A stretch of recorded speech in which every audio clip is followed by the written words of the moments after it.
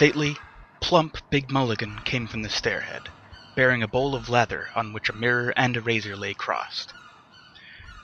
A yellow dressing gown, ungirdled, was sustained gently behind him on the mild morning air.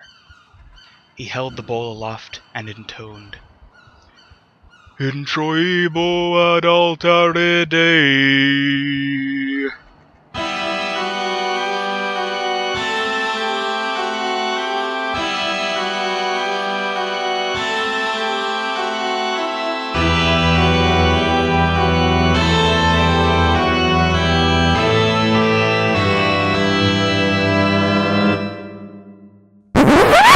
Yep, this is Ulysses.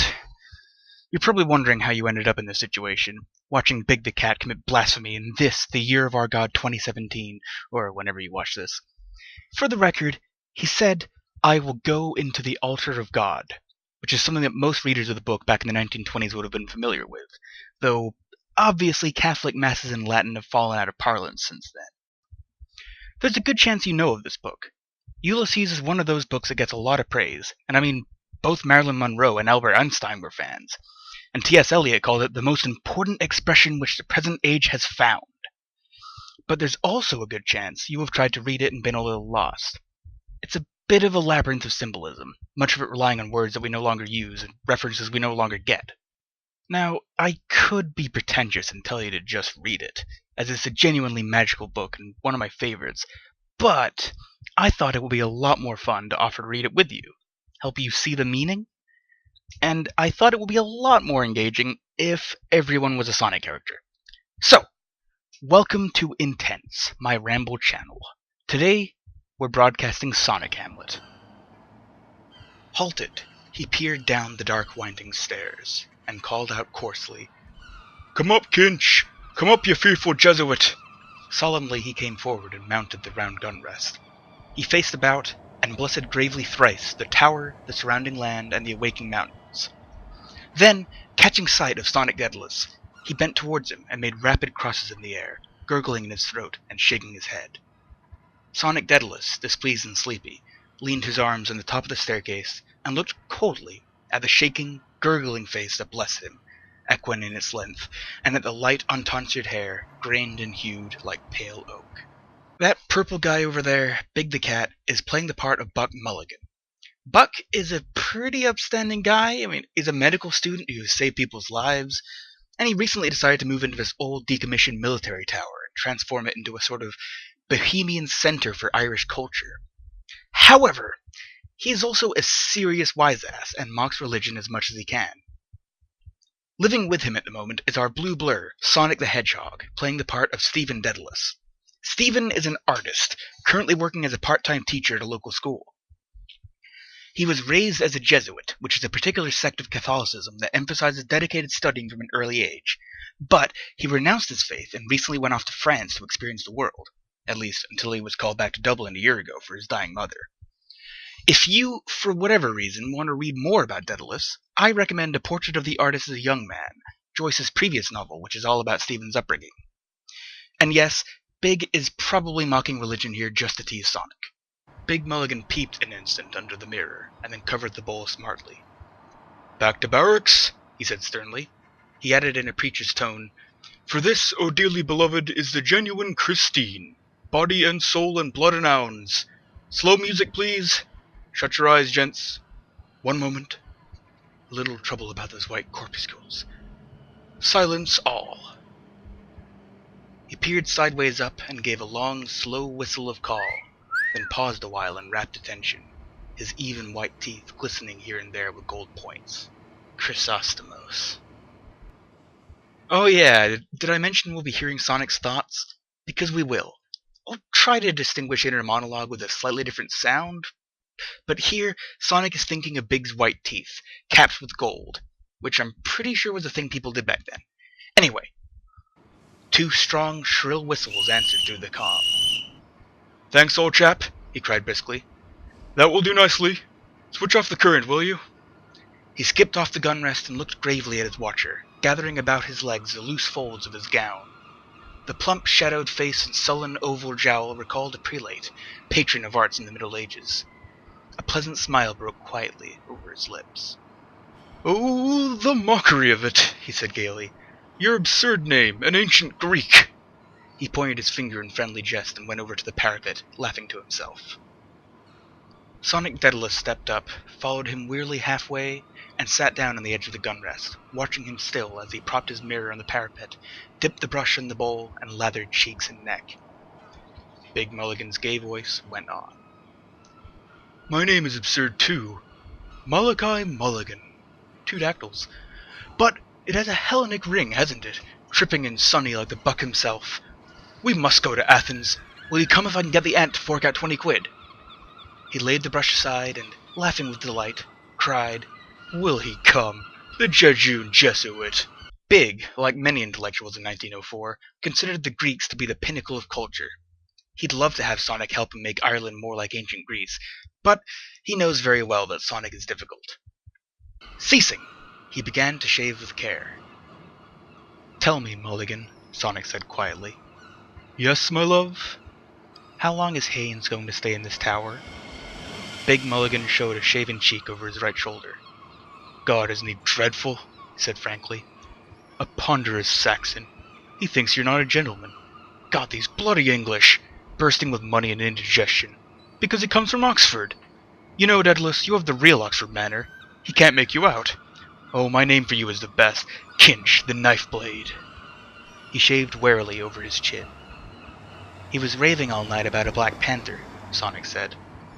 "Where's his gun case?" "A woeful lunatic," Mulligan said. "Were you in a funk?" "I was," Sonic said, with energy and growing fear. "Out here in the dark with a man I don't know raving and moaning to himself about shooting a Black Panther? You saved men from drowning. I'm not a hero, however. If he stays on here, I'm off." Big and Sonic are living here in the tower with another guest, an Englishman who's here to write books about Irish culture. We'll meet him later, but you can see Sonic is uncomfortable with him. Big Mulligan frowned at the lather on his razor blade.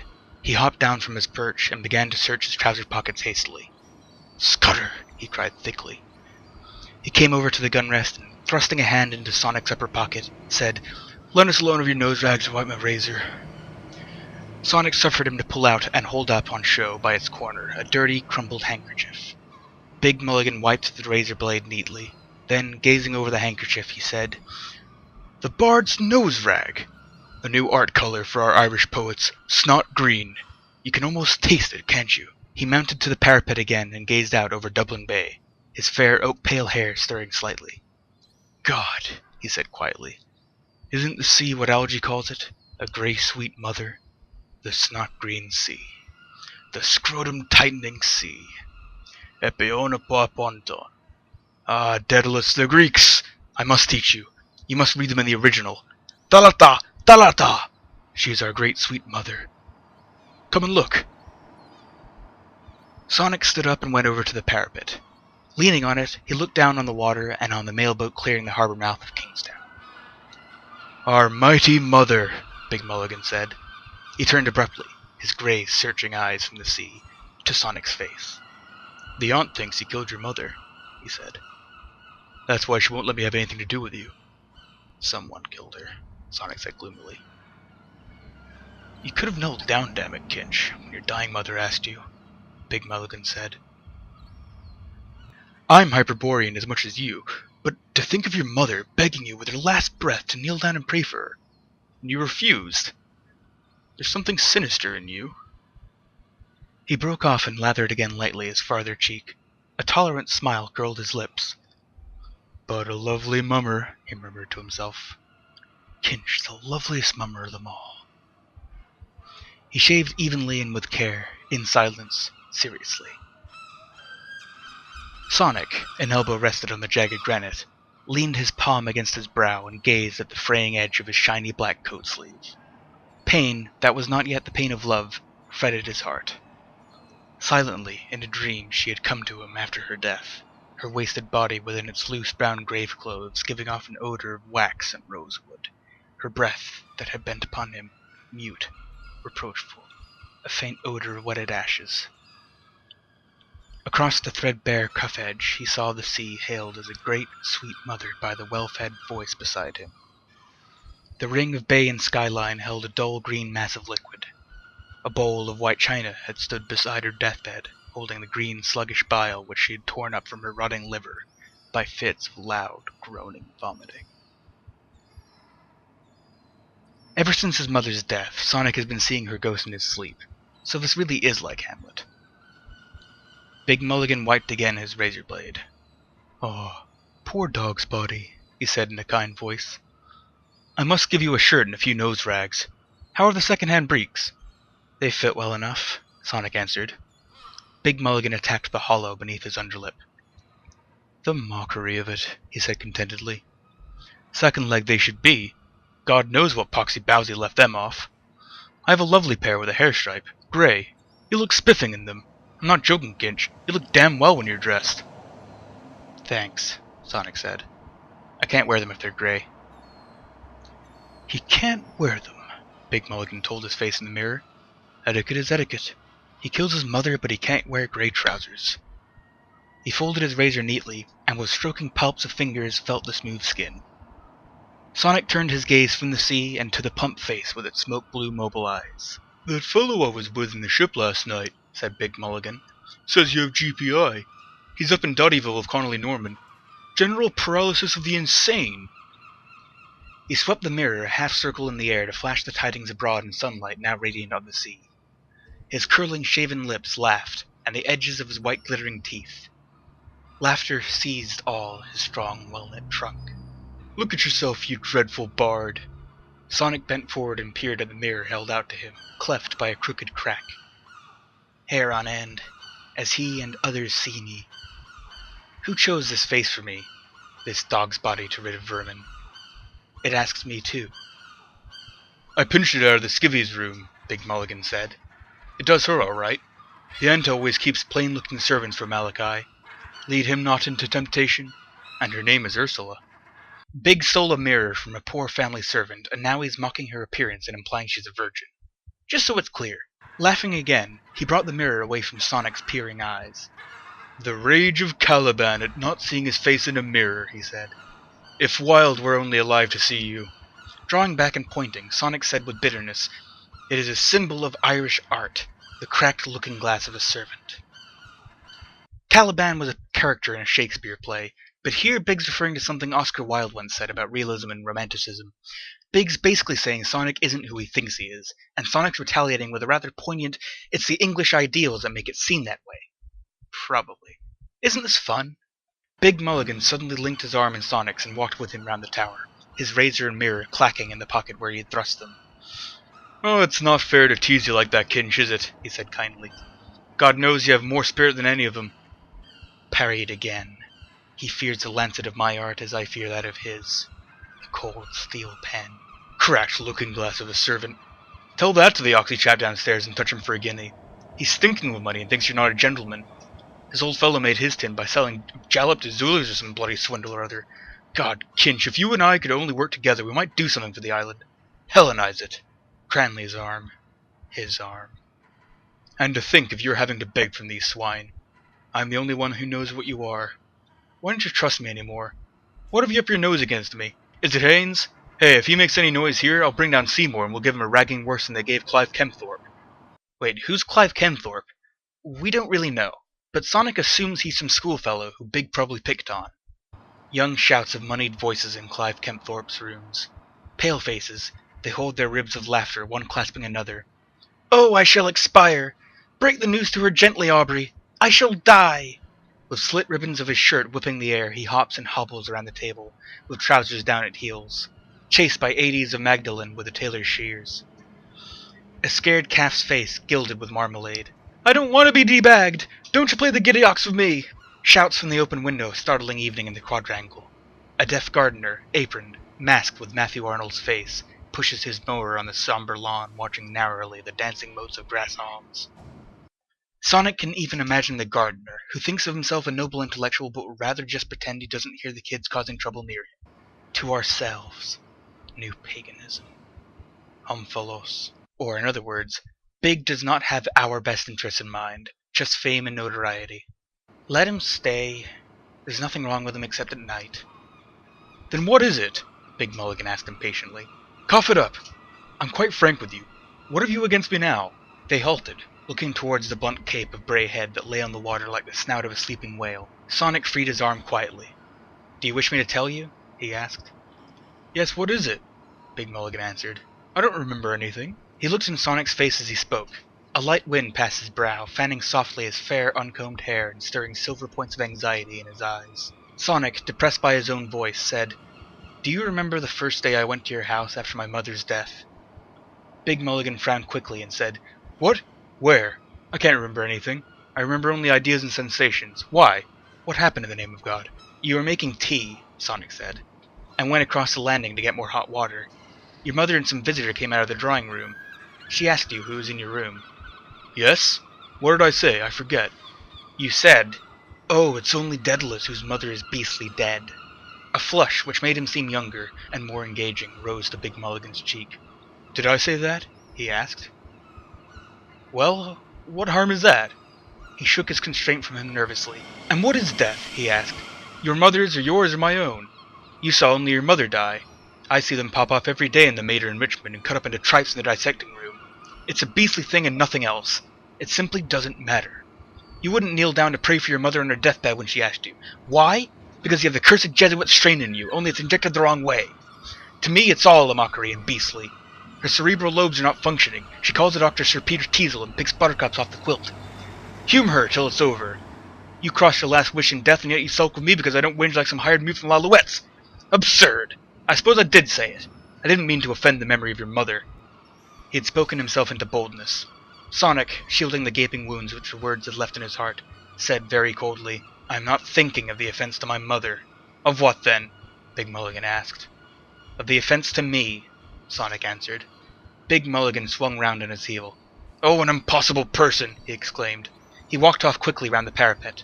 Sonic stood at his post, gazing over the calm sea towards the headland. Sea and headland now grew dim. Pulses were beating in his eyes, veiling their sight, and he felt the fever of his cheeks. A voice within the tower called loudly, Are you up there, Mulligan?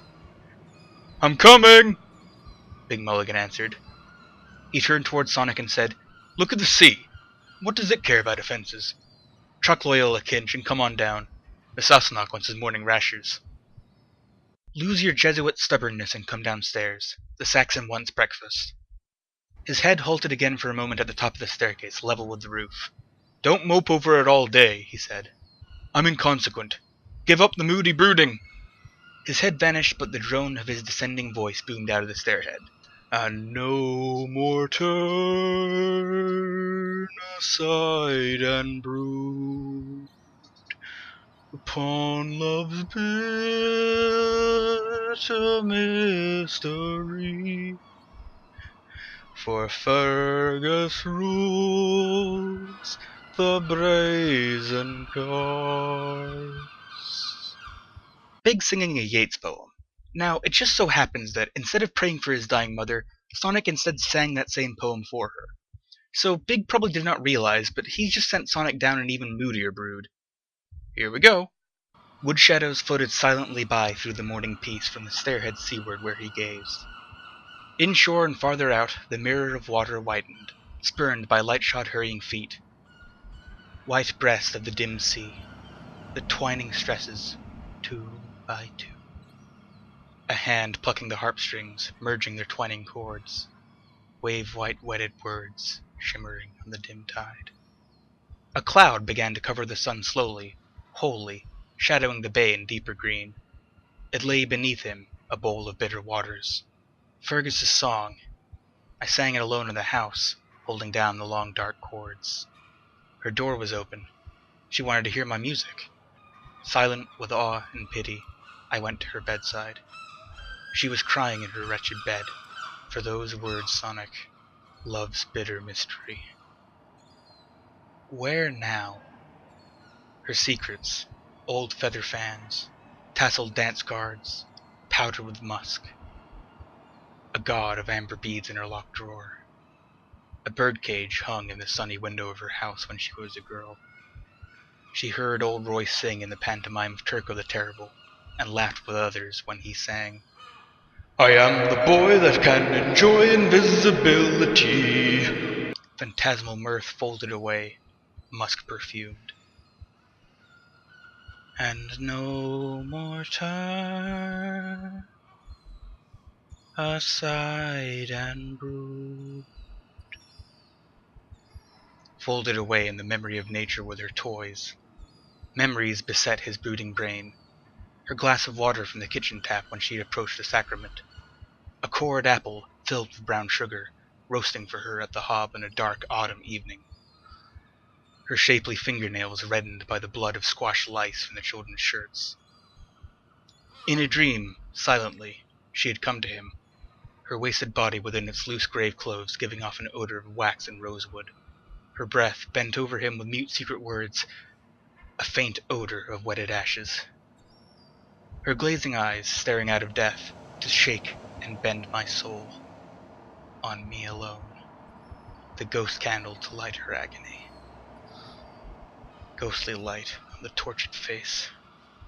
Her hoarse, loud breath rattling in horror while all prayed on their knees. Her eyes on me to strike me down. Liliata rutiliantium, te confessurum turma circumdet. Ubiantium te virginium chorus excipiat. Ghoul! Chewer of corpses! No, mother. Let me be, and let me live. Kinch ahoy! Big Mulligan's voice sang from within the tower. It came nearer up the staircase, calling again. Sonic, still trembling at his soul's cry, heard warm running sunlight, and in the air behind him, friendly words. Daedalus, come down like a good mosey. Breakfast is ready. Haynes is apologizing for waking us last night. It's all right. I'm coming, Sonic said, turning. Do for Jesus' sake. For my sake and for all our sakes. His head disappeared and reappeared. I told him your symbol of Irish art. He says it's very clever. Touch him for a quid, will you? A guinea, I mean. I get paid this morning, Sonic said. The school kip? Big Mulligan said. How much? 4 quid? Lend us one. If you want it, Sonic said. 4 shining sovereigns, Big Mulligan cried with delight. We'll have a glorious drunk to astonish the druidly druids. 4 omnipotent sovereigns. He flung up his hands and tramped down the stone stairs, singing out of tune with a Cockney accent.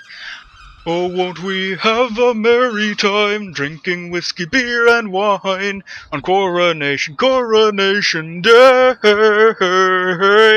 Oh, won't we have a merry time, oh, won't we have a merry time, on Coronation Day. Warm sunshine merrying over the sea. The nickel shaving bowl shone, forgotten, on the parapet. Why should I bring it down? Or leave it there all day? Forgotten friendship. Big's the kind of housemate that leaves bowls everywhere. He went over to it, held it in his hands a while, feeling its coolness, smelling the clammy slaver of the lather in which the brush was stuck. So I carried the boat of incense then it clung goes. I am another now, and yet the same. A servant, too. A server of a servant. And Sonic's the kind that will take his shit.